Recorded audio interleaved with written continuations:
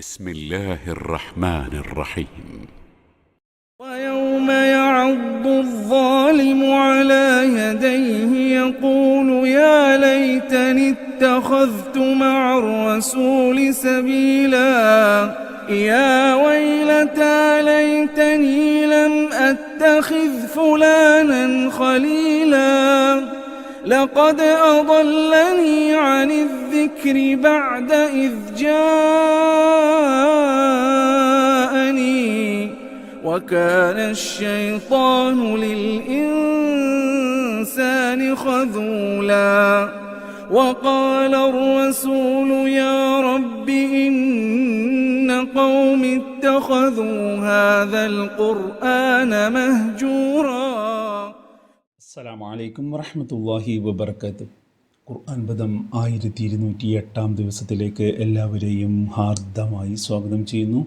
പരിശുദ്ധ ഖുർആനിലെ 25-ാമത്തെ അധ്യായമായ സൂറത്തുൽ ഫുർഖാനിലെ 27 മുതൽ 30 വരെയുള്ള ആയത്തുകളാണ് ഇന്ന് പഠനവിധേയമാക്കുന്നത്. ക്ലാസ് ആരംഭിക്കുന്നതിനായി ആദരണീയനായ ഡോക്ടർ AI വിലായത്തുള്ള സാഹിബിനെ ക്ഷണിക്കുന്നു. അസ്സലാമു അലൈക്കും വറഹ്മത്തുള്ളാഹി വബറകാതുഹു. أعوذ بالله من الشيطان الرجيم. بسم الله الرحمن الرحيم. ويوم يعض الظالم على يديه يقول يا ليتني اتخذت مع الرسول سبيلا يا ويلتى ليتني لم أتخذ فلانا خليلا لقد أضلني عن الذكر بعد إذ جاءني وكان الشيطان للإنسان خذولا. صدق الله العظيم. സൂറത്തുൽ ഫുർഖാനിലെ 27 മുതൽ 30 വരെയുള്ള ആയത്തുകളാണ് ഇന്ന് നമ്മൾ പഠനവിധേയമാക്കുന്നത്.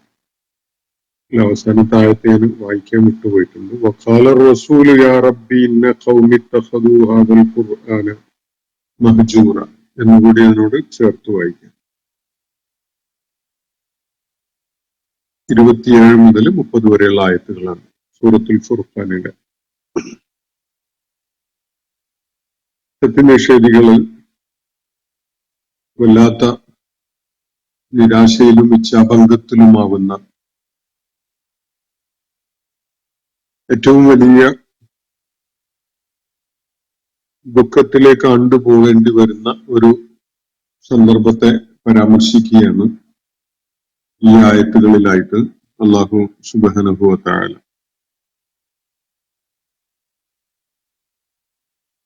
മേഘങ്ങളെ പിളർത്തി മാറ്റിക്കൊണ്ട്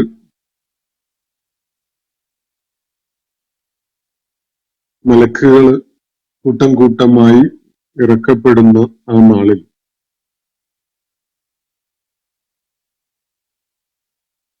അധികാരവും ആധിപത്യവും പൂർണ്ണമായും കാരുണ്യവാനായ അള്ളാഹുവിന്റെ കരങ്ങളിൽ മാത്രമാകുന്ന ആ നാളില് നിഷേധികളുടെ കാര്യം അങ്ങേയറ്റം പരിങ്ങലിലായിരിക്കുമെന്ന് നമ്മൾ ഇന്നലെ വായിച്ച ആയത്തുകളുടെ അവസാനത്തിൽ നമ്മൾ കാണുകയുണ്ടായി. വകാന യൗമൻ അലൽ കാഫിരീന അസീറ. ആ നാള് നിഷേധികളെ സംബന്ധിച്ചിടത്തോളം അങ്ങേയറ്റത്തെ ഇടുക്കവും പ്രയാസവും മനക്ലേശവും ഒക്കെ ഉണ്ടാവുന്ന ഒരു നാളായിരിക്കുമെന്നാണ് അവിടെ ചൂണ്ടിക്കാണിക്കപ്പെടുകയുണ്ടായത്. അതിനെ തുടർന്ന് ആ നാളിന്റെ സത്യനിഷേധികളുടെ അവസ്ഥ കൂടുതലായി വിവരിക്കുകയാണ് ഇന്ന് നമ്മൾ വായിച്ചു വെച്ചിരിക്കുന്ന ആയത്തുകളിലായി. യൗമയഅദ്ദുല്ലാലിമു ഇന്ന് നമ്മൾ വായിച്ച് ആ ഭാഗം ഒന്ന് ശ്രദ്ധിക്കുക. യൗമയഅദ്ദുല്ലാലിമു അലാ യദൈഹി. ധിക്കാരിയായ മനുഷ്യൻ, ദൈവനിഷേധിയായ, ധിക്കാരത്തില് നുൽമല് നിലക്കൊണ്ട ആള് തന്റെ വിരലുകൾ കടിക്കുന്ന ദിവസം, വിരലുകൾ കടിച്ചു പോകുന്ന ഒരു ദിവസമായിരിക്കും അത്. യൗമ യഅദ്ദുല്ലാലിമു അലാ യദൈഹി.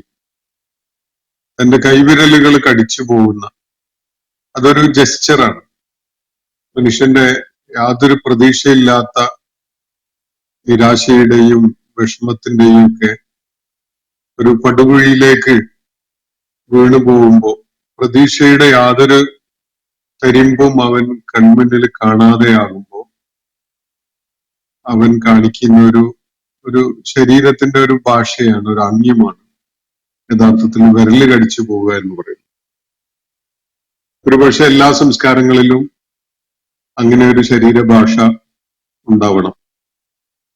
നമുക്ക് പരിചയമുള്ള സംസ്കാരത്തിലൊക്കെ അങ്ങനെ ഒരു ശരീര ഭാഷ അല്ലെങ്കിൽ ഒരു ആംഗ്യം കടുത്ത നിരാശയും വിഷമവും രേഖപ്പെടുത്തുന്ന ഒരു സൂചന എന്നുള്ള നിലക്ക് അങ്ങനെ വിരല് കടിച്ചു പോകുന്ന ഒരു രീതി നമുക്കറിയാവുന്നതാണ്. ആ ഒരു കാര്യം തന്നെയാണ് അള്ളാഹുവിടെ ചൂണ്ടിക്കാണിക്കുന്നത്. വയൗമ യഅ്ളുദ്ദാലിമു അലാ യദൈഹി, അയ്യട കഷ്ടായി പോയല്ലോ എന്ന വിധത്തില് ഒരു പ്രതികരണം നിഷേധികളുടെ ഭാഗത്ത് നിന്ന്, അല്ലെങ്കിൽ സ്വന്തത്തോട് തന്നെ വലിയ അക്രമവും ധിക്കാരവും പ്രവർത്തിച്ച ആളുകളുടെ ഭാഗത്തു നിന്നുണ്ടാകുന്ന ഒരു നാളായിരിക്കും അത്. കാഫിറുകൾക്ക് അസീറാണ് ആ ദിവസം എന്ന് പറഞ്ഞല്ലോ. അസീർ എന്നുള്ള വാക്ക് അറബി ഭാഷയില് പ്രയാസവും ദുരിതവും അതുപോലെ വലിയ ബുദ്ധിമുട്ടൊക്കെ അടങ്ങിയിട്ടുള്ള ഒരു സംഗതിയെ സൂചിപ്പിക്കുന്ന ഒരു വാക്കാണ്. യസീർ അല്ല, അസീറാണ്. കൊടുമയേറിയ അല്ലെങ്കിൽ ദുരിതപൂർണമായ എന്നൊക്കെയാണ് അതിന്റെ സൂചന. അങ്ങനെയുള്ള ആ ദിവസത്തില് ളാലിമുകള് വിരല് കടിച്ചു പോകുന്ന ഒരവസ്ഥയാണ് ഉണ്ടാവുക. അവരുടെ സകല അവസരങ്ങളും അവർ പാഴാക്കി കഴിഞ്ഞിട്ടുണ്ടായിരുന്നു. ഇനി മുന്നോട്ട് നോക്കാൻ പ്രതീക്ഷ നൽകുന്ന യാതൊന്നും ഇല്ലതാനും. ആ ഒരു അവസ്ഥയിലാണ് വിരല് കടിച്ചു പോകുന്നത്. അവന് അങ്ങേയറ്റത്തെ നിരാശയിൽ പറയുന്ന കാര്യം ഇതാണ്. യഖൂലു, അവൻ പറയുന്നു, യാ ലൈതനി തഖത്തു മഅ റസൂലി സബീല, മഹാ കഷ്ടമായി പോയല്ലോ, ഞാൻ ദൈവദൂതനോടൊപ്പം ചേർന്നിരുന്നെങ്കിൽ, ദൂതന്റെ മാർഗത്തില് നിലക്കൊണ്ടിരുന്നെങ്കിൽ, അദ്ദേഹത്തെ പിന്തുടരുന്ന ഒരു രീതിയിലേക്ക് ഞാൻ പോയിരുന്നെങ്കിൽ എത്ര നന്നായേനെ എന്ന് പറഞ്ഞുകൊണ്ടാണ് ആ ഘട്ടത്തില് ളാലിമുകള് വിലപിക്കുക. പറയുന്ന കാര്യം ഇങ്ങനെയാണ്. യഖൂലു യാ ലൈതനി തഖത്തു മഅ റസൂലി സബീല, റസൂലിനോടൊപ്പം ദൈവദൂതനോടൊപ്പം ഞാൻ വഴി പിന്തുടർന്നിരുന്നെങ്കിൽ, സ്വീകരിച്ചിരുന്നെങ്കിൽ എന്നാണ്. എന്ന് പറഞ്ഞാൽ ദൈവദൂതൻ കാണിച്ചു തന്ന വഴിയിൽ സഞ്ചരിക്കാൻ, ജീവിത പ്രയാണം നടത്താൻ ഞാൻ കൂട്ടാക്കിയിരുന്നെങ്കിൽ എത്ര നന്നായിരുന്നേനെ. അത് വലിയൊരു തിരിച്ചറിവിന്റെ ഫലമായിട്ട് പറയുന്ന കാര്യമാണ്. താൻ ഫോളോ ചെയ്ത വഴി അങ്ങേയറ്റത്തെ അബദ്ധമായി പോയി എന്ന് തിരിച്ചറിഞ്ഞുകൊണ്ട് വലിയ നിരാശയും വിഷമവും ഒക്കെ ആയിട്ട് പ്രതീക്ഷ അറ്റ ഒരാളെ പോലെ സംസാരിക്കുകയാണ് ഇവിടെ. യഖൂലു യാ ലൈതനി ഇത്തഖത്തു മഅ റസൂലി സബീല, റസൂലിനോടൊപ്പം ദൈവദൂതനോടൊപ്പം ഞാൻ നിലക്കൊണ്ടിരുന്നെങ്കിൽ, അദ്ദേഹത്തിന്റെ മാർഗത്തിൽ ഞാൻ സഞ്ചരിച്ചിരുന്നെങ്കിൽ, അദ്ദേഹം കാണിച്ചു തന്ന വഴിയെ ഞാൻ നടന്നിരുന്നെങ്കിൽ എന്നാണ് വിലപിച്ചുകൊണ്ട് ളാലിമുകൾ ആ ഘട്ടത്തിൽ പറയുക. യാ വൈലത്ത, അവിടെയും നിൽക്കുന്നില്ല, തുടർന്നും പറയുന്നത് മഹാകഷ്ടം, ലൈതനീ ലം അത്തഖിദു ഫുലാനൻ ഖലീല, ഇങ്ങനെ ഒരാളെ ഞാൻ എന്റെ കൂട്ടുകാരനായിട്ട് സ്വീകരിച്ചിട്ടുണ്ടായിരുന്നില്ലെങ്കിൽ എത്ര നന്നായിരുന്നേനെ എന്നാണ് തുടർന്ന് പറയുന്നത്. ദൈവദൂതനെ വഴികാട്ടിയായി സ്വീകരിച്ച് അദ്ദേഹത്തെ പിന്തുടർന്നിരുന്നെങ്കിൽ എന്ന്, അങ്ങനെ പിന്തുടരാൻ തോന്നിയിരുന്നെങ്കിൽ എത്ര നന്നായിരുന്നേനെ എന്ന് ആദ്യം പറഞ്ഞു. പിന്നീട് വേറെ ഒരാളെ മനസ്സിൽ വിചാരിച്ചുകൊണ്ട് അല്ലെങ്കിൽ സൂചിപ്പിച്ചുകൊണ്ട് പറയുകയാണ്, യാ വൈലത്താ ലൈതനീ ലം അത്തഖിദു ഫുലാനൻ ഖലീല, ഇന്ന ആളെ ഞാൻ എന്റെ ഖലീലായിട്ട്, കൂട്ടുകാരനായിട്ട്, എന്റെ വഴികാട്ടിയായിട്ട്, എന്റെ മാർഗദർശിയായിട്ട്, എന്റെ സതീർത്ഥ്യനായിട്ട് സ്വീകരിച്ചിട്ടുണ്ടായിരുന്നില്ലെങ്കിൽ എത്ര നന്നായിരുന്നേനെ എന്നാണ്. അപ്പൊ നബി സല്ലല്ലാഹു അലൈഹി വസല്ലമയുടെ ശത്രുപക്ഷത്ത് എതിർപക്ഷത്ത് നിലകൊള്ളുന്ന ഏതോ ഒരാളെ ആയിരിക്കണം ഇയാൾ മനസ്സിൽ കണ്ടു കാണുക, അതല്ലെങ്കിൽ പിശാചായിരിക്കും. അപ്പോ ഈ വ്യക്തി അതൊരു മനുഷ്യനാവാം, അല്ലെങ്കിൽ പൈശാചിക സ്വാധീനത്തിൽ അകപ്പെട്ടിട്ടുള്ള ആളുകളെ ദുഷിപ്പിക്കുകയും വഴിതെറ്റിക്കുകയും ചെയ്യുന്ന ഒരാളായിരിക്കാം. രണ്ടായാലും അയാളെ പരാമർശിച്ചുകൊണ്ട് പറയുന്നത് ലൈതനീ ലം അത്തഖിദു ഫുലാനൻ ഖലീല, ഇങ്ങനെ ഒരാളെ, ഇന്ന ആളെ ഞാൻ എന്റെ ഖലീലായിട്ട് സ്വീകരിക്കാതിരുന്നിട്ടുണ്ടായിരുന്നെങ്കിൽ എത്ര നന്നായിരുന്നേനെ എന്നാണ് അയാൾ പറയുന്നത്. ഇവിടെ ഒരു ഫുലാൻ എന്ന വാക്ക് ശ്രദ്ധിച്ചിട്ടുണ്ടാവും. അറബി ഭാഷയിലെ ഈ പദം ആയിരിക്കണം ഒരുപക്ഷെ ഇംഗ്ലീഷിലെ ഫെലോ എന്ന വാക്കിന് ഒരു സോഴ്സ് ആയിട്ട് കാണാൻ സാധിക്കും. ഇയാൾ ഇവിടെ പറയുന്നത് ഇതെത്ര ഗംഭീരമാകുമായിരുന്നു, എത്ര നന്നാകുമായിരുന്നു had I not taken this fellow as my companion and friend എന്നാണ് ഇയാളുടെ മനസ്സിലുള്ള ഒരു സംസാരം. ഈ ഒരു ഫെലോയെ, ഈ ഒരാളെ ഞാൻ എന്റെ കൂട്ടുകാരനായി, വഴികാട്ടിയായി, സതീർത്ഥ്യനായി സ്വീകരിക്കാതിരുന്നിട്ടുണ്ടായിരുന്നെങ്കിൽ എത്ര നന്നായിരുന്നേനെ എന്നാണ് മറ്റൊരാളെ പരാമർശിച്ചുകൊണ്ട് ഇയാൾ പറയുന്നത്. അപ്പൊ ലാലിമുകൾ ആ ഘട്ടത്തില് അതിഭീകരമായ വിധത്തിലുള്ള ഒരു ഞെട്ടലിലായിരിക്കും. ഏറ്റവും ഉത്തമമായ വഴി കാണിച്ചു കൊടുത്ത പ്രവാചകൻ അവരുടെ മനോമുഖരത്തിൽ തെളിയുന്നുണ്ട്. ആ പ്രവാചകന്റെ മാർഗം സ്വീകരിക്കാതെ പോയത് എന്തോ ഒരു കഷ്ടമായി പോയി എന്ന് തിരിച്ചറിയുന്നു. ആ പ്രവാചകന്റെ എതിർപക്ഷത്ത് അദ്ദേഹത്തോട് ശത്രുതയും പകയും ഒക്കെ കാണിച്ചുകൊണ്ട് നിലകൊണ്ടിരുന്ന ഒരാളെ ഞാൻ എന്റെ കൂട്ടുകാരനായി സ്വീകരിക്കാതിരുന്നെങ്കിൽ എത്ര നന്നായിരുന്നേനെ എന്നും അതിനോട് ചേർത്ത് അയാൾ പറഞ്ഞു പോവുകയാണ്.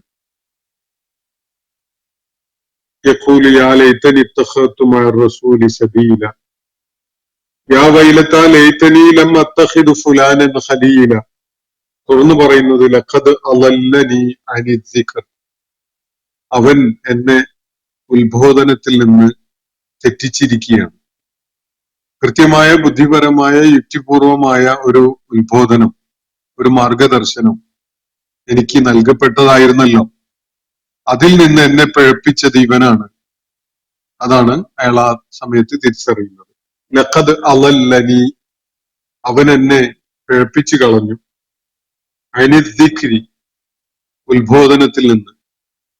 ശരിയായ സംഗതി എന്താണ്, ശരിയായ ജീവിത മാർഗം ഏതാണ് എന്നത് ബോധ്യപ്പെടുത്തി തരുന്ന ഒരു ഉത്ബോധനം, അത് ദൈവിക മാർഗദർശനമാണ്. വിശുദ്ധ ഖുർആൻ, നബി സല്ലല്ലാഹു അലൈഹി വസല്ലമയുടെ അധ്യാപനങ്ങള്, ഇതൊക്കെ അടങ്ങിയിട്ടുള്ള ജീവിത മാർഗദർശനം. ആ മാർഗദർശനത്തിൽ നിന്ന് ഇവൻ എന്നെ തെറ്റിച്ചു കളഞ്ഞു, ഇവനെ കൂട്ടുകാരനായി സ്വീകരിച്ചത് വലിയ അബദ്ധമായി പോയി എന്നാണ് അയാൾ തിരിച്ചറിയുന്നത്. ലഖദ് അളല്ലനി അനി ദിക്ർ, എപ്പോഴാണ് പിഴപ്പിക്കുന്നത്? ബഅദ ഇദ് ജാഅനി, ആ ദിക്ർ, ആ ഉത്ബോധനം, ആ ഓർമ്മപ്പെടുത്തൽ, ആ ഉണർത്തൽ എനിക്ക് വന്നതിന് ശേഷം, എന്റെ കൺമുന്നിൽ അത് എത്തിയതായിരുന്നു. അള്ളാഹു മനുഷ്യ സമൂഹങ്ങൾക്കായിട്ട് നൽകിയിട്ടുള്ള മാർഗദർശനം, അത് പ്രവാചകന്മാര് മനുഷ്യരുടെ മുന്നിൽ അവതരിപ്പിച്ചപ്പോ അത് എന്റെ മുന്നിലും എത്തിയതായിരുന്നു. എന്റെ മുന്നിൽ അത് എത്തിയതിനു ശേഷവും എനിക്കത് എത്തിപ്പിടിക്കാനുള്ള സൗഭാഗ്യമില്ലാതെ ഈ ദുഷ്ടനെ ഞാൻ പിന്തുടർന്നത് കാരണമായിട്ട് അവൻ എന്നെ അതിൽ നിന്ന് തെറ്റിച്ചു കളഞ്ഞല്ലോ എന്ന് വിലപിക്കുകയാണ് ഈ വ്യക്തി ആ ഘട്ടത്തിൽ. വകാന ശൈത്വാനു ലിൽ ഇൻസാനി ഖദൂല, തീർച്ചയായിട്ടും പിശാച്, ശൈത്വാൻ മനുഷ്യനെ സംബന്ധിച്ചിടത്തോളം ഖദൂലാണ്. മനുഷ്യന്റെ മനുഷ്യനോട് ഏറ്റവും വലിയ വഞ്ചന ചെയ്യുന്നവനാണ് തീർച്ചയായിട്ടും പിശാച് എന്നാണ് അള്ളാഹു കൂടെ സൂചിപ്പിക്കുന്നത്. വകാന ശൈത്വാനു ലിൽ ഇൻസാനി ഖദൂല, ഈ പറയുന്ന വാചകം വകാന ശൈത്വാനു ലിൽ ഇൻസാനി ഖദൂല എന്നത് ഒന്നുകിൽ ഈ ലാലിമ് ഒരു തിരിച്ചറിവിന്റെ ഭാഗമായിട്ട് പറയുന്ന കാര്യമാവാം, അതല്ലെങ്കിൽ അയാളുടെ സംഭാഷണത്തിനെ തുടർന്ന് അള്ളാഹു അയാളുടെ തിരിച്ചറിവ് എന്തായിരുന്നു എന്നത് വ്യക്തമാക്കുന്ന ഒരു വാചകമാവാം. വിശുദ്ധ ഖുർആനിൽ പലതവണ ഈ ആശയം ആവർത്തിച്ചു വരുന്നുണ്ട്. വകാന ശൈത്വാനു ലിൽ ഇൻസാനി ഖദൂല. നിശ്ചയമായിട്ടും ശൈത്വാൻ മനുഷ്യന്റെ കാര്യത്തിൽ, മനുഷ്യനെ സംബന്ധിച്ചിടത്തോളം ഏറ്റവും വലിയ വഞ്ചകൻ തന്നെയാണ്. അവനെ വഴിപിഴപ്പിച്ച് തെറ്റായ ദിശയിലേക്ക് തള്ളി ഇടുന്നത് വരെ കൂടെ ഉണ്ടാകും. എന്നാൽ പിന്നീട് അയാള് നേരിടേണ്ടി വരുന്ന പ്രതിസന്ധി ഘട്ടങ്ങളിലൊന്നും അവനെ സഹായിക്കാനോ പിന്തുണക്കാനോ ഒന്നും കൂടെ ഉണ്ടാവില്ല. അതാണ് ശൈത്വാന്റെ പ്രകൃതം. അപ്പോ വക്കാന ശൈത്വാനു ലിൽ ഇൻസാനി ഖദൂല എന്നാണ് ഇയാൾ ആ ഘട്ടത്തിൽ തിരിച്ചറിയുന്നത്. അത് ഞാൻ സൂചിപ്പിച്ചുവല്ലോ. ഇത് ഒന്നുകിൽ ഇതിന്റെ തൊട്ടു മുമ്പുള്ള വാചകങ്ങൾ പറഞ്ഞ അതേ ആള് ഈ ലാലിം അയാളുടെ തിരിച്ചറിവിന്റെ ഭാഗമായിട്ട് പറയുന്ന കാര്യങ്ങളുടെ കൂട്ടത്തില് അയാളുടെ ഒരു ബോധ്യം വെളിപ്പെടുത്തുകയാണ്. ഒരു സംശയവും വേണ്ട, പിശാച് മനുഷ്യനെ സംബന്ധിച്ചിടത്തോളം ഏറ്റവും വലിയ വഞ്ചകൻ തന്നെയാണ് എന്ന് അയാൾ തിരിച്ചറിവോടെ പറയുന്നതാവാം. അതല്ലെങ്കിൽ മുകളിൽ പറഞ്ഞിട്ടുള്ള ആ തിരിച്ചറിവിന്റെ സംസാരത്തിനെ തുടർന്ന് ആരാണ് അയാളെ വഴിപഴപ്പിച്ചിട്ടുണ്ടായിരുന്നത് എന്നത് വ്യക്തമാക്കുന്ന വിധത്തിൽ അള്ളാഹു ഒരു കാര്യം പറഞ്ഞു വെക്കുന്നതായിരിക്കും. എന്തായാലും അതേ തുടർന്ന് വഖാല റസൂലു, അള്ളാഹുവിന്റെ പ്രവാചകൻ അയാളുടെ കാര്യത്തിൽ ഒരു ഒരു ഒരു സാക്ഷ്യം വഹിക്കുകയാണ് ഇവിടെ. അങ്ങനെയാണല്ലോ പ്രവാചകന്റെ ഒരു റോള്. അദ്ദേഹത്തിന്റെ ദൗത്യം നിർവഹിക്കപ്പെടുന്നതോടുകൂടി ആ സമൂഹത്തിന്റെ കാര്യത്തിൽ സാക്ഷ്യം പൂർത്തിയാവുകയാണ്. അപ്പൊ ആ സമൂഹം എങ്ങനെയാണ് തന്റെ ദൗത്യത്തിനോട്, താൻ മുന്നോട്ട് വെച്ച ദിക്റിനോട് പ്രതികരിച്ചത് എന്നത് തീർച്ചയായിട്ടും പ്രവാചകൻ അക്കാര്യത്തിൽ സാക്ഷ്യം വഹിക്കും. ഇവിടെ പ്രവാചകൻ സാക്ഷ്യം വഹിച്ചു പറയുകയാണ്. വഖാല റസൂലു, ദൂതൻ പറയുന്നു, ദൈവദൂതൻ പറയുന്നത് ഇങ്ങനെയാണ്. യാ റബ്ബി ഇന്ന ഖൗമി, എന്റെ രക്ഷിതാവേ, എന്റെ റബ്ബേ, എന്റെ ഈ സമൂഹം ഇത്തഖദൂ ഹാദൽ ഖുർആന മഹ്ജൂറ, ഈ ഖുർആനെ വല്ലാത്ത പരിഹാസത്തോടു കൂടിയാണ് സ്വീകരിക്കുകയുണ്ടായത്. ഈ ഖുർആൻ നീ അവതരിപ്പിച്ചിരിക്കുന്നത് ഗൗരവത്തോടു കൂടി ഉൾക്കൊള്ളാനും സ്വീകരിക്കാനും പിന്തുടരാനുമാണെങ്കിൽ ഈ ജനത അതിനെ സ്വീകരിച്ചത് വളരെ നിസ്സാരമാക്കിക്കൊണ്ടാണ്, അതിനെ പരിഹസിക്കുന്ന വിധത്തിലാണ്. മഹജൂറ എന്നത് ഹജറിന്റെ ഒരു പാസീവ് കൺസ്ട്രക്ഷൻ ആയിട്ട് മനസ്സിലാക്കാം. ഉപേക്ഷിക്കുന്ന വിധത്തില് എന്ന് അർത്ഥസൂചന ഉള്ള വിധത്തിൽ, പുറകോട്ട് എറിഞ്ഞു കളയുന്ന, യാതൊരു പരിഗണനയും പ്രാധാന്യവും കൽപ്പിക്കാതെ ഉപേക്ഷിച്ചു കളയുന്ന, എറിഞ്ഞു കളയുന്ന വിധത്തിലാണല്ലോ അവര് ഈ ഖുർആനെ പരിഗണിച്ചിട്ടുള്ളത് എന്നാണ് ദൈവദൂതൻ ആ ഘട്ടത്തില് ഈ ആളുകളുടെ കാര്യത്തിൽ സാക്ഷ്യം പറയുന്നത്. ഞാൻ അവർക്ക് ശരിയായ ബോധ്യമുണ്ടാകുന്ന വിധത്തിലുള്ള ഉത്ബോധനം അവതരിപ്പിച്ചു കൊടുത്തതാണ്. അവർക്കതൊക്കെ വ്യക്തമായി കേൾപ്പിക്കപ്പെട്ടതാണ്. പക്ഷെ ഈ ഖുർആനോട് അവരെടുത്ത നിലപാട് അതിനെ ഹജറ് ചെയ്തു, അതിനെ പുറകോട്ട് എറിഞ്ഞ് കളഞ്ഞു, അല്ലെങ്കിൽ അതിനെ തള്ളിക്കളഞ്ഞു, അതിനെ ഉപേക്ഷിച്ചു കളഞ്ഞു എന്നതാണ് അവരെടുത്ത നിലപാട്. കൊണ്ടു കൊടുത്തുകൊണ്ട് കാര്യമില്ലല്ലോ. അതൊന്ന് മറിച്ചു നോക്കാനും അതിനെ മനനം ചെയ്യാനും സന്നദ്ധരാകുമ്പോഴേ അവർക്ക് അതിന്റെ ഗുണം കിട്ടുള്ളൂ.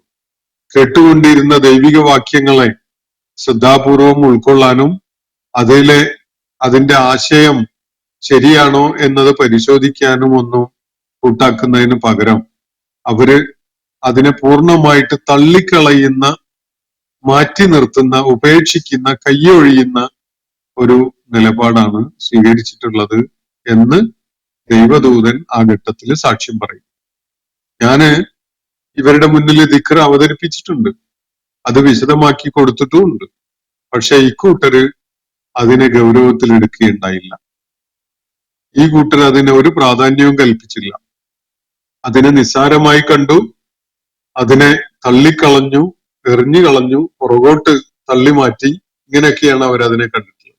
അതിലൊക്കെ ഉപരിയായി അവരുടെ ഈ ഖുർആനോടുള്ള നിലപാട് അതിനെ പരിഹസിക്കുക എന്നതായിരുന്നു. ഏറ്റവും അമൂല്യമായ, ഏറ്റവും പ്രൗഢമായ ഒരു ജീവിത ദർശനം അവരുടെ മുന്നിൽ വെച്ചു കൊടുത്തിട്ട് അതിനെ പരിഹാസത്തോടു കൂടി സമീപിക്കുക എന്നതും അതിനെ നിസ്സാരമായി കാണുക എന്നതും തള്ളിക്കളയുക എന്നതും ഒക്കെയാണ് അവര് സ്വീകരിച്ച നിലപാട്. മഹജൂർ എന്നതില് ഈ അർത്ഥതലങ്ങളൊക്കെ അടങ്ങിയിട്ടുണ്ട്. പരിഹസിച്ചുകൊണ്ട് എറിഞ്ഞു കളയുക അല്ലെങ്കിൽ മാറ്റി നിർത്തുക എന്നൊക്കെയുള്ള സൂചന അതിലുണ്ട്. അപ്പോ റസൂല് സാക്ഷ്യം വഹിക്കുന്ന കാര്യം ഇതാണ്. ഇങ്ങനെയാണല്ലോ വിശുദ്ധ ഖുർആനിൽ മറ്റിടത്ത് സൂറത്തുൽ ബഖറയിൽ നമ്മൾ കാണുകയുണ്ടായത്.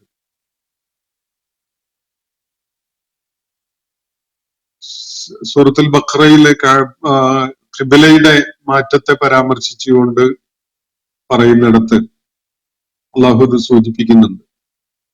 വകദാലിക ജഅൽനാകും ഉമ്മത്തൻ വസതൻ ലിതകൂനു ശുഹദാ അലന്നാസ് വയകൂന റസൂലു അലൈക്കും ഷഹീദ എന്ന് പറയുന്ന കാലം. റസൂൽ നിങ്ങളുടെ കാര്യത്തില് സാക്ഷിയാവുന്ന വിധത്തിൽ, നിങ്ങൾ ജനങ്ങളുടെ കാര്യത്തിലും സാക്ഷിയാകുന്ന വിധത്തിൽ ദൈവിക ദൗത്യം അല്ലെങ്കിൽ ദൈവിക സന്ദേശം, ദൈവികമായ ഉത്ബോധനം ഇവരിൽ എത്തിക്കപ്പെട്ടിട്ടുണ്ട്, അവരെ അത് കേൾപ്പിച്ചിട്ടുണ്ട് എന്നതിനാണ് ആ ദൈവിക ഉത്ബോധനത്തിന്റെ അടിസ്ഥാനത്തിലുള്ള മാതൃകാപരമായ ഒരു ജീവിതം ഞാൻ അവരുടെ മുന്നിൽ കാഴ്ചവെച്ചിട്ടുണ്ട് എന്നതിനാണ് റസൂൽ സല്ലല്ലാഹു അലൈഹി വസല്ലം സാക്ഷിയാവുന്നത്. ഇതേ കാര്യം തന്നെയാണ് ഇവിടെ സൂചിപ്പിക്കപ്പെടുന്നത്.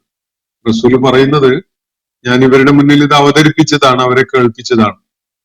അതനുസരിച്ച് ഏത് വിധത്തിലാണ് ജീവിതം ക്രമീകരിക്കേണ്ടത് എന്നത് അവർക്ക് കാണിച്ചു കൊടുത്തതുമാണ്. പക്ഷേ അവർ ചെയ്ത അവരുടെ നിലപാട് എന്തായിരുന്നു? യാ റബ്ബി ഇന്ന ഖൗമി ഇത്തഖദു ഹാദൽ ഖുർആന മഹ്ജൂറ. അവരതൊട്ടും ഗൗരവത്തിലല്ല കണ്ടത്. വളരെ നിസ്സാരമായിട്ട് പരിഹാസത്തോടു കൂടിയാണ് അവരതിനെ സമീപിക്കുകയും അതിനോട് നിലപാട് സ്വീകരിക്കുകയൊക്കെ ചെയ്തിട്ടുള്ളത്. അവരതിനെ എറിഞ്ഞു കളഞ്ഞു, അല്ലെങ്കിൽ ഉപേക്ഷിച്ചു, മാറ്റി നിർത്തി, അവഗണിച്ചു. ഇതൊക്കെയാണ് അവർ എടുത്തിട്ടുള്ള നിലപാട്. ഇക്കാര്യം നബി സല്ലല്ലാഹു അലൈഹി വസല്ലം, ഇവിടെ നമ്മുടെ ഈ പശ്ചാത്തലത്തിൽ മുഹമ്മദ് നബി സല്ലല്ലാഹു അലൈഹി വസല്ലം, ചരിത്രത്തിന്റെ പല ഘട്ടങ്ങളിലും പല പ്രവാചകന്മാരായിരുന്നു ഈ കാര്യം നിർവഹിച്ചിരുന്നത്. ഈ കാര്യം ഓരോ സമൂഹത്തിന്റെയും മുന്നിൽ അല്ലെങ്കിൽ അവരുമായി ബന്ധപ്പെട്ട വിധത്തില് അവരിലേക്ക് നിയോഗിക്കപ്പെട്ട പ്രവാചകൻ സാക്ഷ്യം വഹിക്കുന്ന ഒരു കാര്യമാണ്. അവർക്ക് അവതരിപ്പിക്കപ്പെട്ടിട്ടുള്ള വേദഗ്രന്ഥം അല്ലെങ്കിൽ ദൈവിക സന്ദേശം അല്ലെങ്കിൽ ദിക്ർ, അതിനെ അവര് വളരെ നിസാരമായിട്ട് കണ്ടുകൊണ്ട്, പരിഹാസത്തോടു കൂടി നോക്കി കണ്ടുകൊണ്ട് അതിനെ കൈയൊഴിയുകയായിരുന്നു. അതിനെ പ്രയോജനപ്പെടുത്താൻ മുതിർന്നു വരികയല്ല ഉണ്ടായിട്ടുള്ളത് എന്ന കാര്യം അവരുടെ കാര്യത്തില് അവരിലേക്ക് നിയോഗിക്കപ്പെട്ട പ്രവാചകൻ സാക്ഷ്യം വഹിച്ച് പറയും എന്നതാണ് ഇവിടെ സൂചിപ്പിക്കപ്പെടുന്നത്. അവരുടെ നിരാശയും വിഷമവും അവർക്ക് അനുഭവിക്കേണ്ടി വരുന്ന ആഘാതവും ഒക്കെ ഇരട്ടിപ്പിക്കുന്ന ഒരു കാര്യം കൂടിയാണിത് എന്ന് തൊട്ടുമുകളിൽ അവര് വിരല് കടിച്ചുകൊണ്ട് പറഞ്ഞ കാര്യങ്ങളോട് ചേർത്ത് വെച്ച് ഇത് മനസ്സിലാക്കുമ്പോൾ നമുക്ക് ഉൾക്കൊള്ളാൻ സാധിക്കും. ഇന്നത്തെ സെഷൻ ഞാൻ അവിടെ അവസാനിപ്പിക്കുകയാണ്. ഒന്ന് രണ്ട് ചോദ്യങ്ങൾ വന്ന് കിട്ടിയിട്ടുണ്ടായിരുന്നു, ഞാൻ നോട്ട് ചെയ്ത് വെക്കാൻ മറന്നുപോയി. അത് ഇൻഷാ അല്ലാഹ് ഞാൻ നാളെ അത് നിങ്ങളുടെ ശ്രദ്ധയിൽ കൊണ്ടുവരാം. വാഹിർ ദഅവാനാ അനിൽ ഹംദുലില്ലാഹി റബ്ബിൽ ആലമീൻ. അസ്സലാമു അലൈക്കും വറഹ്മത്തുള്ളാഹി വബറകാതുഹു. ഇന്നത്തെ ഖുർആൻ പദം ഇവിടെ സമാപിക്കുന്നു. ഖുർആൻ പഠനത്തിൽ പങ്കെടുത്ത എല്ലാവർക്കും അല്ലാഹു അർഹമായ പ്രതിഫലം നൽകി അനുഗ്രഹിക്കട്ടെ. വആഖിറു ദഅവാനാ അനിൽ ഹംദുലില്ലാഹി റബ്ബിൽ ആലമീൻ. അസ്സലാമു അലൈക്കും വറഹ്മത്തുള്ളാഹി വബറകാതുഹു.